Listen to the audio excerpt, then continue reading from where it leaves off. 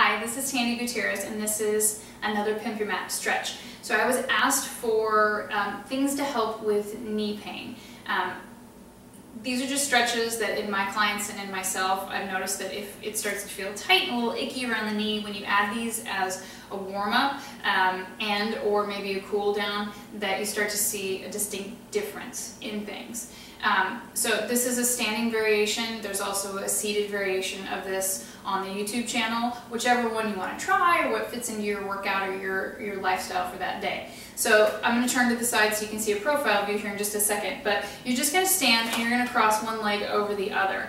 Now if this position is too narrow and you feel like you're just going to fall over, don't, okay? Take a little bit of space. So if the balance is really challenging in it, you can take one foot more forward than the other. That's totally up to you, and it may take a little bit of experimenting to see what really works for your body. But I'm going to turn to the side.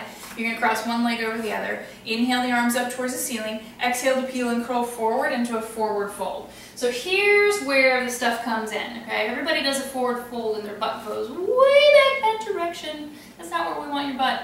Okay, if you can touch the floor, okay, then you're going to use the floor and you're going to shift forward. You're trying to get your hips or your tush over your ankles and your heels, and you should feel a difference in the stretch. If you cannot touch the floor, that's fine. Use a yoga block, use a stack of books, use a small table near you. Wherever it is that you can support yourself and feel like you can shift the body weight forward is what you want. You don't really want it back here, okay?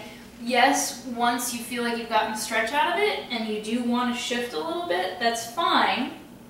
That's a different thing, but I want you to start in this position first, in this more forward, okay? You can hang out down here anywhere from 10 seconds to a full 2 minutes, whatever you have time for. Take an inhale, exhale to tiny bend in the knee, peel and roll up through your spine, carefully because balance is funky. Head's the last thing to float up, shoulders roll down and back. Then you just switch sides, the other foot. So take the other foot over the other leg, inhale your arms up towards the ceiling, exhale to peel and roll down through your spine. Okay, so if you shifted back, or if you just want to check it, you're just going to walk forward a little bit, okay? And again, you can use your yoga blocks, you can use a stack of books, you can use the edge of a bed, you can use a step, whatever's around to help support you in this position is fine. If you're super, super, super, super tight in the low back of the hamstrings, you could do a variation on a countertop. And then once you're here and you feel like you've gotten enough out of that forward, then you can press back into it. You'll feel it more in the back leg. Okay? So hang out here again, anywhere from 10 seconds to 2 minutes. And then before you come up, tiny bend in the knee. Peel and roll up through the spine, lifting through the belly as you go.